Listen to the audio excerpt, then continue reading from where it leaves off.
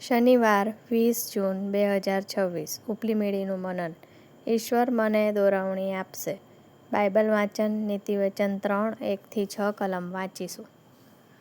મારા દીકરા, મારું શિક્ષણ વિસરી ન જા. તારા હૃદયે મારી આજ્ઞાઓને સંઘરી રાખવી, કેમ કે તે તને દીર્ઘાયુષ્ય, આવરદાના વર્ષો તથા શાંતિની વૃદ્ધિ આપશે. કૃપા તથા સત્ય તારો ત્યાગ ન કરો.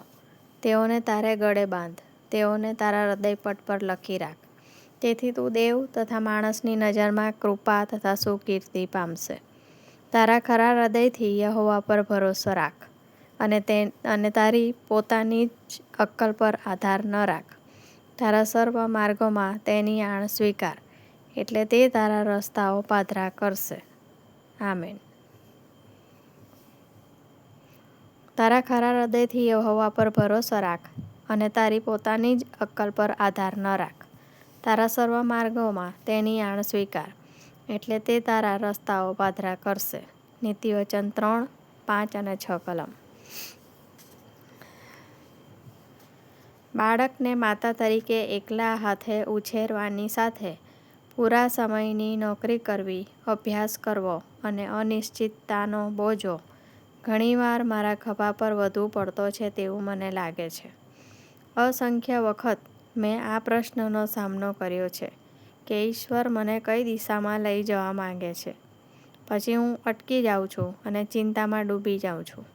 હું વિચારું છું કે મારા વ્યસ્ત જીવનની અંધાધૂંધી વચ્ચે હું ઈશ્વરનો અવાજ કેવી રીતે પારખી શકું. પછી જ્યારે હું મારો ડર અને અનિશ્ચિતતાઓ ઈશ્વરને સોંપી દઉં છું, ત્યારે મને અનહદ શાંતિ મળે છે. પ્રાર્થનામાં રહેવાથી, પવિત્ર શાસ્ત્ર પર મનન કરવાથી અને ઈશ્વરને આધીન રહેવા દ્વારા મને અનુભવ થયો છે કે વિશ્વાસમાં સ્થિર રહેવાથી ઈશ્વરનો અવાજ મોટેથી સંભળાય છે. સતત પડકારો અને વારંવાર જીવનની બદલાતી દિશામાં ઈશ્વર મને દોરી રહ્યા છે. તે ખાતરીમાં વિશ્વાસ કરવાનું હું શીખી છું. ઈશ્વર મને દોરશે તે વચન મને દિલાસો અને સામર્થ્ય આપે છે. મારા માર્ગમાં ગમે તેટલા અવરોધો આવે, પણ મને વિશ્વાસ છે કે ઈશ્વરનું વિશ્વાસુપણું મને તેમાંથી પાર ઉતારશે. મને વિશ્વાસ છે કે ઈશ્વર મને તેમની સંપૂર્ણ ઈચ્છાથી માર્ગદર્શન આપશે.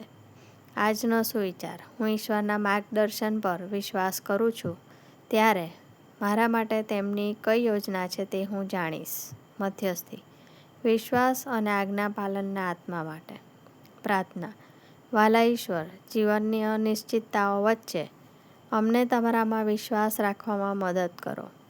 અમે અજાણ્યા માર્ગ પર આગળ વધી રહ્યા છે, ત્યારે તમારી હાજરી અને શાંતિ સતત અમારી સાથે રહે તેવું થવા દો. પ્રભુ ઈસુના નામમાં. આમેન.